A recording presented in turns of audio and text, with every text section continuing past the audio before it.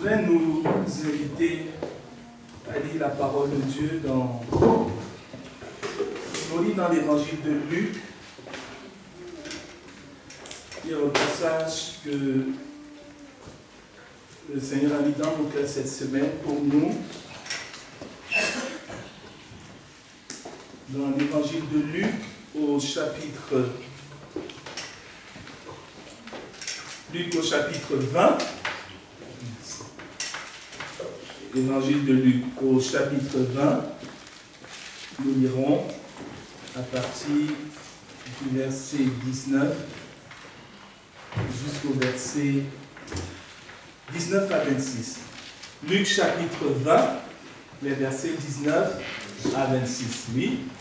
Les principaux sacrificateurs et les scribes cherchèrent à mettre la main sur lui à l'heure même, mais ils craignèrent le peuple. Ils avaient compris que c'était pour eux que Jésus avait dit ces paraboles.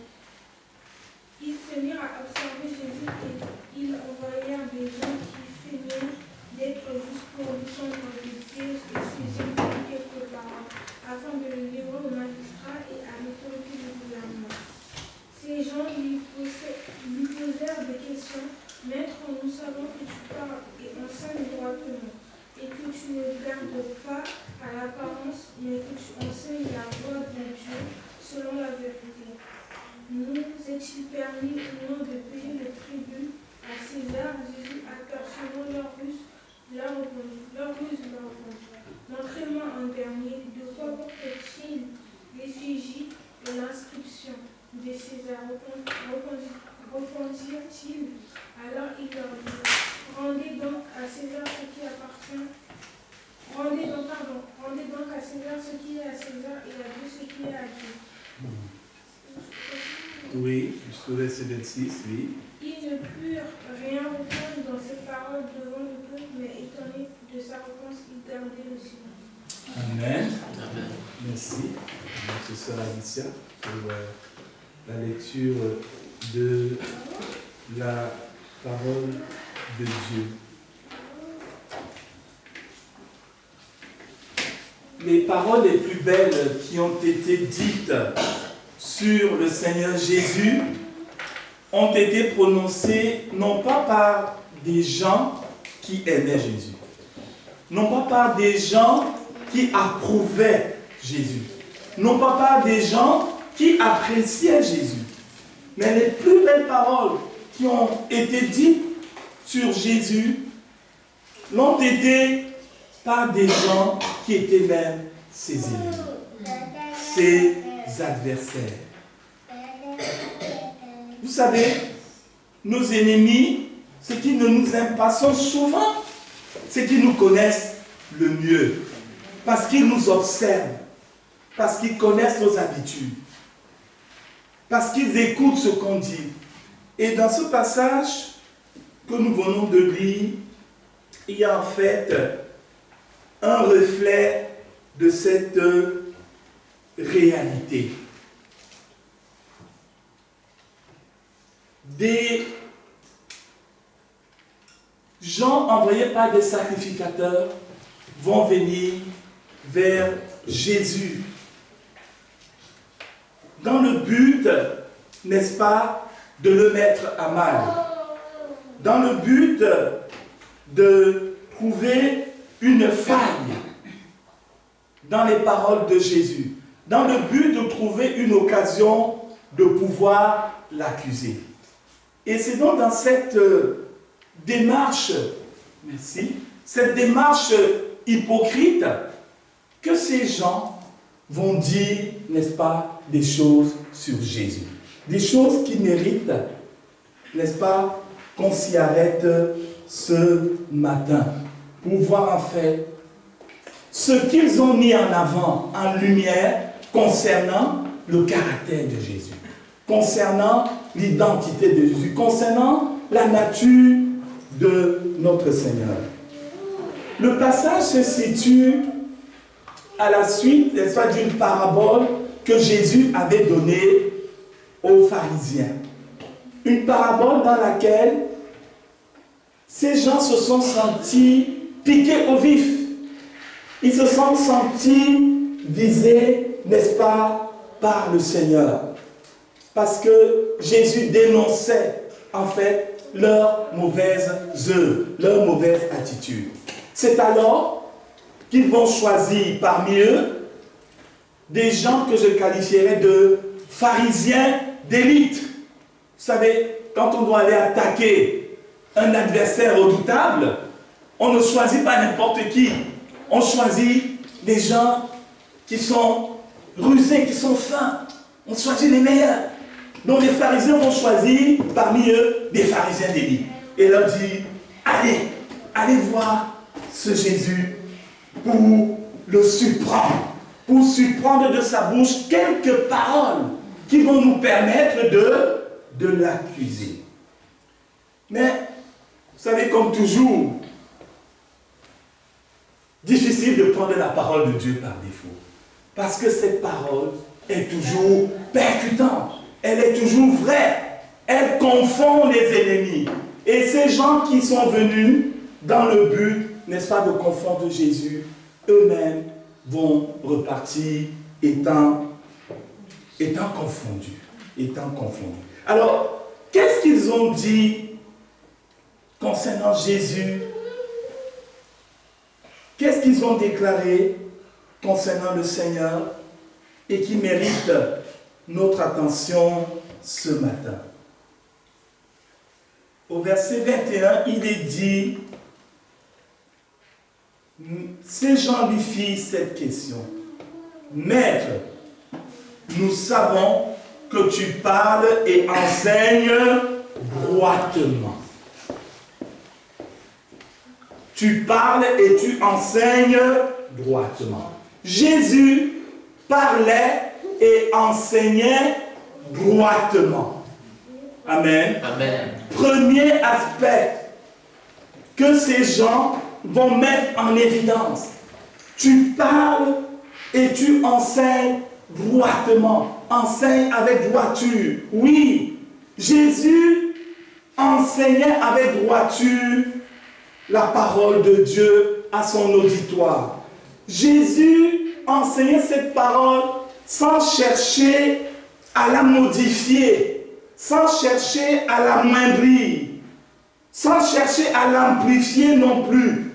Mais il enseignait aux foules le conseil de Dieu sans détour. En aucun moment, on a trouvé le Seigneur Jésus-Christ contestant les Écritures, contestant la parole de Dieu parce que cela ne lui convenait pas. On a trouvé le Seigneur Jésus-Christ cherchant à transformer l'Écriture. En aucun moment, on a trouvé le Seigneur Jésus-Christ cherchant à épouser la pensée de la majorité pour plaire à la foule. Mais en chaque situation, Jésus annonçait le conseil de Dieu sans détour. Souvenez-vous de cet épisode qui se trouve dans l'évangile de Jean, au chapitre 6, où Jésus enseigne, il parle en disant que son corps est vraiment une nourriture et son sang est vraiment un breuvage. Le Seigneur parle, il insiste. Et là, parmi tous ceux-là qui étaient ses disciples, il y en a plusieurs qui lui disent quoi? Si nous allons dans l'évangile de Jean, au chapitre 6, Jésus enseignait la parole de Dieu d'une manière droite. D'une manière droite. C'est au chapitre 6, si on lit à partir du verset 60, Jean chapitre 6, verset 60, il est dit, plusieurs de ses disciples, après l'avoir entendu, disent, cette parole est dure, qui peut l'écouter? Jésus, sachant en lui-même que ses disciples murmuraient à ce sujet, leur dit, cela vous scandalise-t-il? Et si vous voyez le Fils de l'homme monter où il était auparavant. C'est l'esprit qui vivifie. La chair ne sert de rien. Les paroles que je vous ai dites sont esprit et vie. Les 70, ses disciples, ayant entendu l'enseignement de Jésus, sont venus le voir pour lui dire, mais Jésus, ton enseignement est dur. Si tu veux qu'on te suive, il faut que tu changes un peu. Jésus, tu n'exagères pas là quand tu dis qu'on doit manger ton corps et boire ton sang. C'est vrai. Ces gens viennent pour influencer le Seigneur Jésus, pour amener le Seigneur Jésus à changer son enseignement, à amoindrir, à dire non, c'est pas ce que je voulais dire, mais en fait je voulais dire ceci.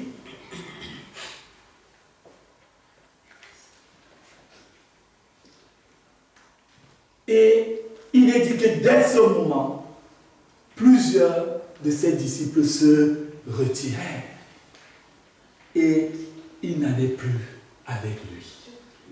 Ils se sont retirés parce que le discours, l'enseignement de Jésus les a heurtés. Est-ce que l'enseignement de Jésus te heurte? Est-ce que l'enseignement de la parole de Dieu nous heurte au point de dire non, moi je ne suis plus l'évangile. Non, moi je vais faire une pause dans l'évangile. Il n'y a pas de pause dans l'évangile. Il n'y a pas de pause dans la relation avec Dieu. Ils se retirèrent et Jésus va dire aux disciples qui étaient restés, les 12, Jésus va donc leur dire ceci. Et vous, ne voulez-vous pas aussi vous en aller? Ne voulez-vous pas aussi vous en aller? J'aime bien cette réponse du Seigneur, cette question qu'il pose. Jésus enseigne la parole de Dieu avec droiture, sans se soucier de la foule qui est là. Les 12 qui étaient restés, Jésus leur demande, mais vous ne voulez pas aussi partir comme les autres?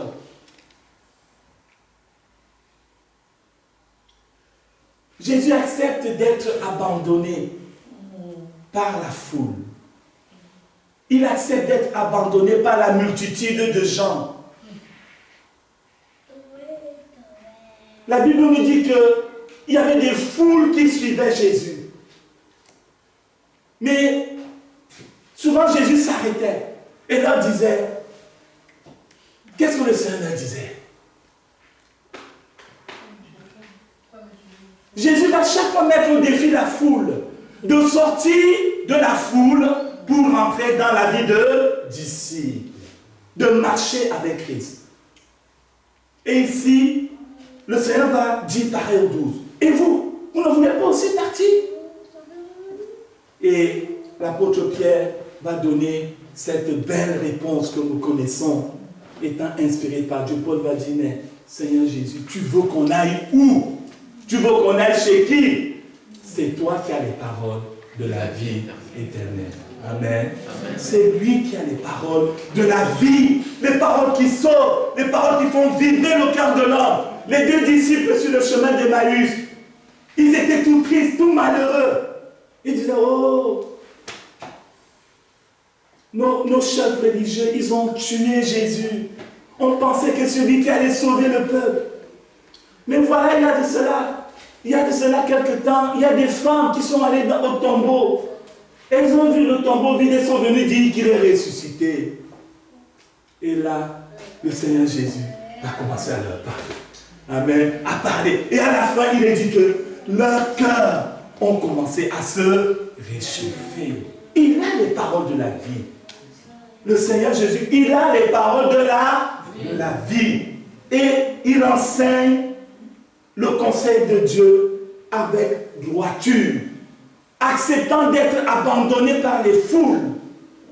Mais il sait que son Père ne l'abandonne jamais. Amen. Le Père ne l'abandonne pas. Je voudrais t'encourager. Les gens peuvent t'abandonner. Les gens vont même t'abandonner. Mais Dieu ne t'abandonnera jamais. Amen. Vos amis sont timides. Amen. Vous savez, quand des gens vous abandonnent, ça fait mal. Surtout des gens auxquels on s'est attaché. Mais je veux te dire une chose. Quand des gens auxquels tu t'es attaché, ou des gens qui prétendaient être attachés à toi t'abandonnent, ils ne t'aimaient pas vraiment. Tu pensais que... La Bible dit que l'amour est patient. Quand il y a un problème, on s'assied, on en parle. Ils ne t'aimaient pas vraiment. Je me souviens, c'est vrai, je me souviens d'une situation qu'on a vécue. Je ne vais pas rentrer dans les détails. Mais je me souviens, on a accueilli des gens dans cette église. Dès le début, le Saint-Esprit m'a dit, ces gens, ils vont vous abandonner. Mais d'une manière fracassante. L'Esprit m'a parlé 3 fois. Mais je me suis dit, je ne peux pas leur dire. Je ne peux pas leur parler, les avertir. Mais c'était bien dans l'église. Mais le jour où ils sont partis, ça a été comme le Saint-Esprit avait dit. Jésus était prêt à accepter qu'on l'abandonne. La seule chose qu'il voulait, c'est rester dans le conseil de Dieu. Les gens peuvent m'abandonner, mais Dieu ne m'abandonnera pas. Amen. Je préfère rester dans la fidélité avec Dieu que, n'est-ce pas, d'avoir une multitude d'amis qui ne sont même pas des amis. Lorsque le diable a mis dans le cœur de Judas le projet de livrer Jésus, le Seigneur connaissait ce qui allait lui arriver. Il savait ce qui allait se passer. Et Jésus va dire à ses disciples, c'est dans Luc 22, 37, il faut que cette parole de l'Écriture s'accomplisse en moi. À savoir qu'il a été mis au nombre des malfaiteurs. Jésus ne cherche pas à dévier la parole parce que ce qui est dû sur lui est difficile, est dur. Il enseigne avec droiture. Quand ça concerne la foule, comme lorsque ça le concerne. Il dit, il faut que ce qui est écrit sur moi, il faut que ça s'accomplisse. Je serai mis au nombre des malfaiteurs. Je serai mis au nombre des malfaiteurs. En aucun moment, on ne trouve le Seigneur Jésus contestant les Écritures parce que cela ne convenait pas à ses auditeurs. Mais à chaque fois, Jésus renvoie les gens à la parole. Il leur dit à chaque fois, n'avez-vous pas lu ce qui est écrit? N'avez-vous pas lu? Les gens viennent le voir pour lui dire, mais Jésus, Moïse nous a dit qu'on peut renvoyer sa femme, on peut divorcer d'elle. Jésus leur dit, mais n'avez-vous pas lu ce qui a été écrit, ce qui était prévu au commencement? Mais c'est à cause de la dureté de vos cœurs que Moïse vous a autorisé cela. Mais ce n'est pas le plan de Dieu.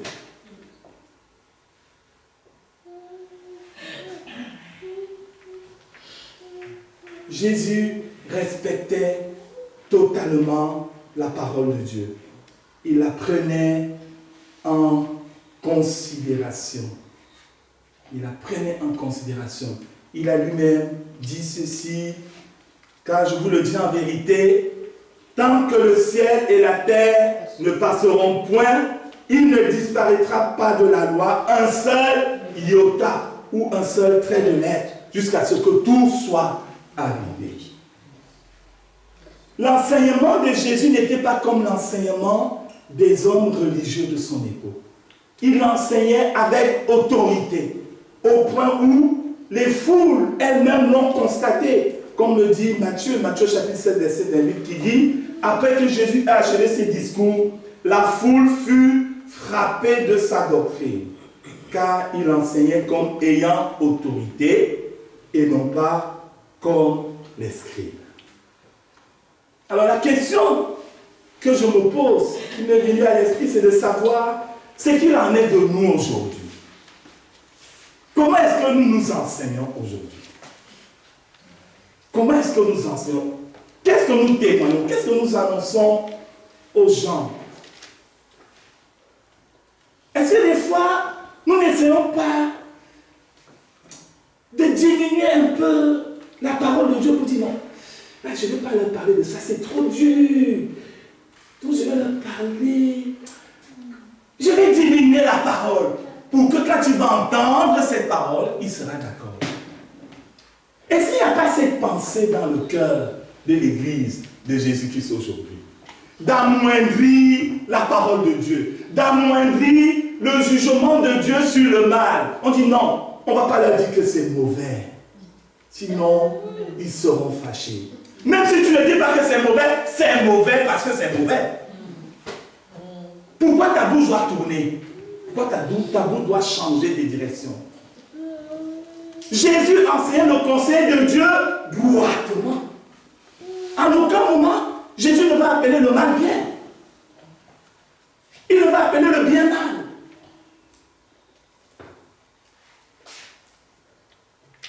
L'Église aujourd'hui n'essaie-t-elle pas d'amoindrir? On dit non, il ne faut pas prêcher la croix. On va leur dire que Dieu les aime. Mais comment Dieu a prouvé son amour? Comment Dieu a prouvé son amour? En envoyant son fils Jésus mourir sur la croix. Tu ne peux pas parler de l'amour de Dieu pour l'humanité sans la mort de Jésus sur la croix. Les deux vont ensemble. Les deux sont ensemble. Tu ne peux pas dire, je ne veux pas parler de ce que Christ a souffert. La Bible dit que le message de la croix est un scandale pour ceux qui périssent. C'est un scandale. Va dire aux gens, Jésus qui est mort sur la croix, là, c'est lui qui sauve l'humanité. Un jour, un collègue m'a dit, mais Joseph, ton champion là, il est fou. Il est mort sur la croix. Mais il est ressuscité des morts. C'est un scandale pour eux. Ils ne comprennent pas. Pourquoi? Parce qu'ils périssent. Et nous ne devons pas chercher à annoncer un autre message pour plaire aux gens. Le Seigneur Jésus n'a pas changé à annoncer un autre message. Il disait, ce que je vois mon Père faire, c'est ce que je fais. Je ne fais pas ce que j'ai envie de faire, mais je fais ce que je vois le Père faire. C'est cela ce que je fais.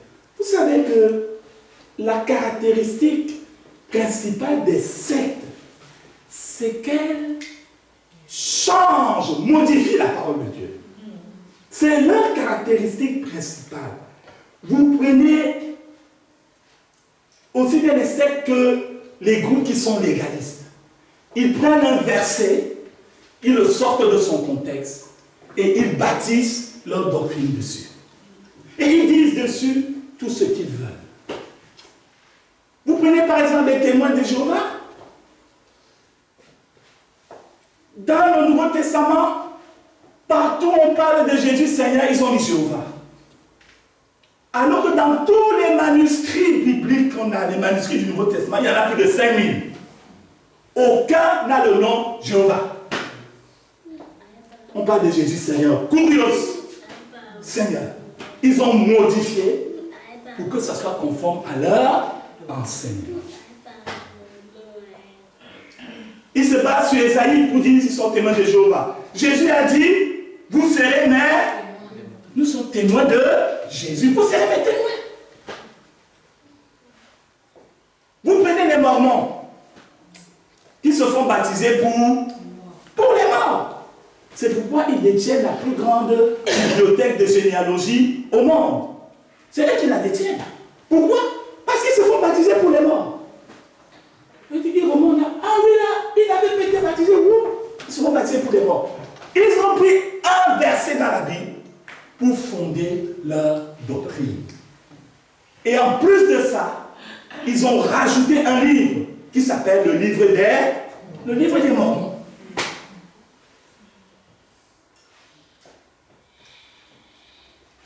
Malheur à celui, n'est-ce pas, qui rajoute, qui déforme la parole pour qu'elle aille dans le sens de ce qu'il veut faire, dans le sens de sa perfidie, dans le sens de ses convictions. Bien-aimés frères et sœurs, nous ne devons pas altérer, diminuer l'effet de la parole de Dieu sous prétexte que, merci frère et sœur, sous prétexte que ça scandalise les gens et essayer, n'est-ce pas, d'apporter une parole qui plaît aux gens, une parole qui plaît à la foule. Nous ne devons pas chercher cela. Très souvent, cela arrive aussi lorsque nous discutons beaucoup avec la parole de Dieu. Il y a des chrétiens, ils discutent beaucoup. Tu enseignes ça, il veut toujours dévier parce qu'il veut avoir raison. Il ne veut pas obéir, mais il veut avoir raison.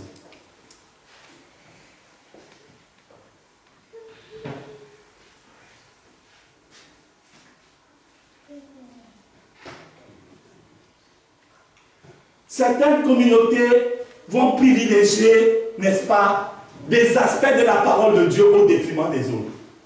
Vous savez, des fois, des églises, on va seulement parler de la puissance. Merci. Merci, mon frère. Une église, on parle que de puissance. Mon frère, puissance. Ma soeur, puissance. Puissance, puissance, puissance. Donc, c'est prospérité. Prospérité. Prospérité. D'autres vont dire, mon frère, ma soeur, on prie, on doit seulement prier. Jésus priait, mais il agissait. Tu pries, mais tu dois agir. Amen. Amen. Tu dois agir. Amen. La prière va de pair avec l'action. C'est une réalité. Si tu pries, tu vas aller au monastère. Tu pries, mais tu dois agir. Puissance, puissance, prospérité. Mais à côté, on ne va pas parler d'amour. Tu vas accueillir ton frère. Va aider. On ne parle pas de ça. Et donc, du coup, on a comme ça des communautés qui sont déséquilibrées, qui n'enseignent pas le conseil de Dieu droitement. Qui des fois même créent des chrétiens qui sont élitistes. Vous savez, des fois on sort témoigner, on voit qu'on est chrétien. Et il y en a, quand tu t'en prêté, non, je suis chrétien. Je suis chrétien. Je suis chrétien. Mais alors, bénis-nous. Dis-nous, soyez bénis, frère. Bénis-nous, encourage-nous. Mais des fois, il répond comme si. Vous savez, les pasteurs ont des responsabilités. Nous devons faire attention. Ne craignons pas des chrétiens élitistes. L'apôtre Paul disait aux Corinthiens que parmi vous, il n'y en ait pas qui soient sages selon la chair. Tu n'es pas chrétien parce que tu as un grand niveau social. Non. C'est la grâce de Dieu qui t'a touché. C'est la grâce de Dieu. Dieu n'a que faire de tes diplômes. Il n'a que faire de ton argent. L'humanité, la terre entière, l'univers lui appartient. Il dit, si j'avais faim, est-ce que je viendrais vous voir? Il le dit, si j'avais besoin d'argent, je viendrais vous voir? Non. C'est sa grâce qui nous a touchés. Amen. C'est sa grâce qui nous touche. Bien-aimés, frères et sœurs, enseignons la parole de Dieu avec droiture. Et nous-mêmes acceptons cet enseignement de la parole de Dieu qui est fait avec droiture. L'apôtre Paul en était sensible lorsqu'il a pris congé des croyants, des chrétiens d'Éphèse, où il était resté plusieurs années à enseigner. Paul va leur dire ceci, c'est dans Acte 20, 26, il leur dit, c'est pourquoi je vous déclare aujourd'hui que je suis pur du sang de vous tous, car je vous ai annoncé tout le conseil de Dieu sans en rien cacher. Paul a dit, je vous ai annoncé tout le conseil de Dieu sans rien cacher. Autrement dit, je n'ai pas eu peur de vous parler de tel ou tel sujet en disant, oh, si je parle de ça, ils vont être fâchés. tu vas être fâché. Oui, tu es fâché. Parce que Dieu parle, parce que Dieu te donne un conseil. Il y en a un qui s'est fâché comme ça de Dieu. Vous savez qui? Qui s'est fâché de Dieu dans la Bible? David. David s'est fâché de Dieu le jour où il allait chercher l'arche. David a organisé le transport de l'arche de l'Éternel. Mais il était tellement content de ramener l'arche à Jérusalem qu'il n'a pas veillé à respecter les conditions que Dieu avait données pour le transport de l'arche. David a pris un char, ils ont posé l'arche dessus, et ils ont pris des bœufs. Vous voyez, le char avec l'arche de l'Éternel tiré par des bœufs.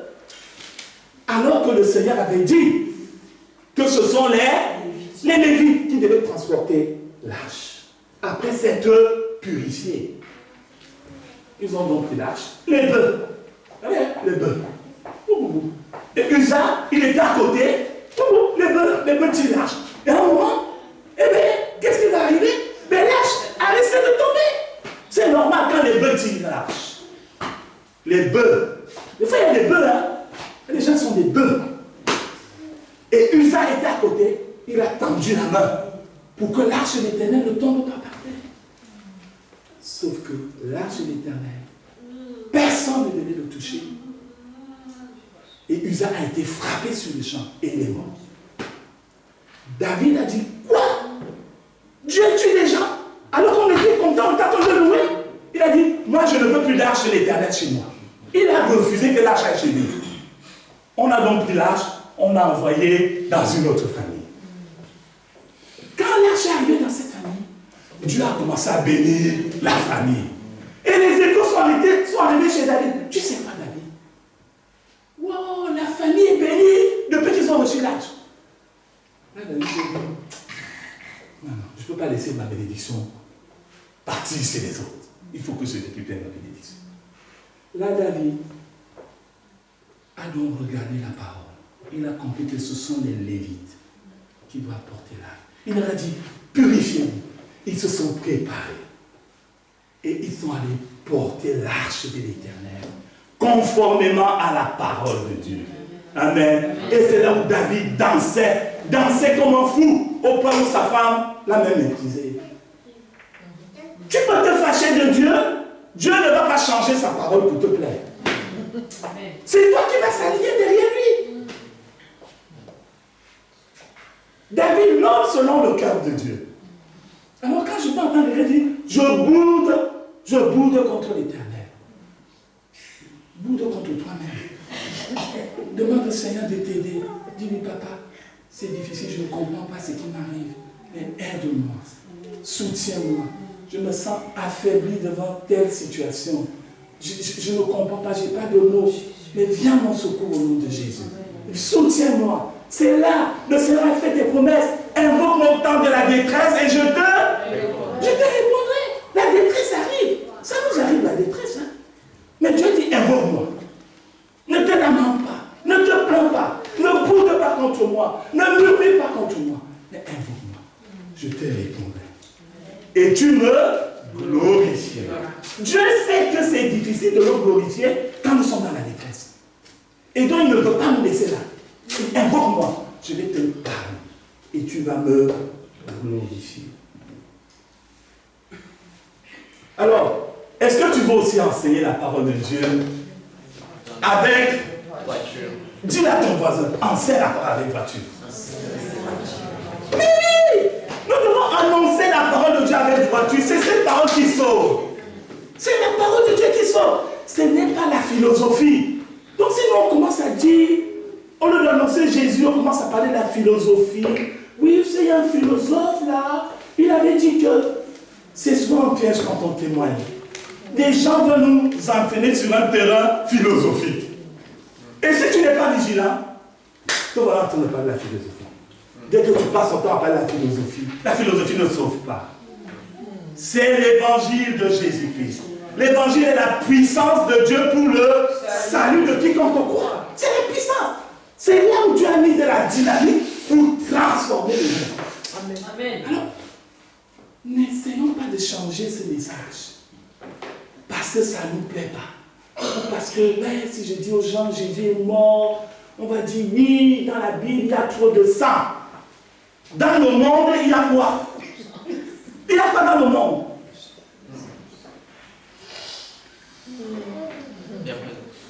Hein? Il y a quoi dans le monde?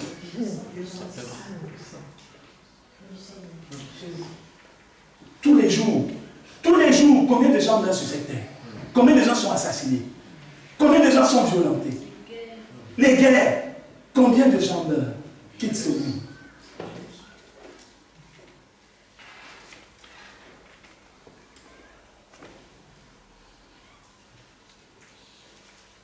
Je suis seulement au premier point. Amen. On peut dire tant de choses sur la parole de Dieu. Et c'est des paroles des ennemis de Jésus. Ce n'est même pas ceux qui aiment Jésus qui le disent. Maître, tu enseignes droitement le conseil de Dieu. Nous devons dans nos prières prier dans ce sens. Seigneur, aide-moi à parler droitement de ta parole. Aide-moi au nom de Jésus. Tu vois, des fois, j'ai tendance à biaiser, à faire des demi-tours, des pirouettes. Et je transforme ta parole en quelque chose qui n'a plus d'effet, qui ne délivre plus, qui ne guérit plus, qui n'apporte plus la vie. Ça, c'est la caractéristique des faux docteurs. Jésus dit, ils viennent à vous en vêtements de brebis, mais au-dedans, ce sont des loups ravisseurs. Des loups ravisseurs. Ils ont déjà transformé le message de l'évangile, mais ils ont l'apparence d'être bien. Et souvent, les chrétiens sont séduits par ce genre de discours. Ils sont séduits. On va lui dire, viens, on va prier pour toi. Mais tu veux qu'on prie pour toi, ici il y a un panier. Panier de 100 €. Donc on va prier pour toi une semaine. 50 €. Il y a des critères. Jésus a dit, vous avez reçu gratuitement. Donnez gratuitement. En aucun moment on ne voit le Seigneur Jésus prier pour quelqu'un parce qu'il a donné de l'argent. Ni les apôtres. L'autre, c'est Simon le magicien, acte 8. Il a vu comment le Saint-Esprit descendait sur les gens par l'imposition des mains des apôtres. Simon, il a vu ça. Il a pris, il a voulu acheter le don. Et l'apôtre lui a dit, mais que tu périsses avec ton don. Répands-toi, parce que ton cœur est amer. Dieu nous a donné gratuitement.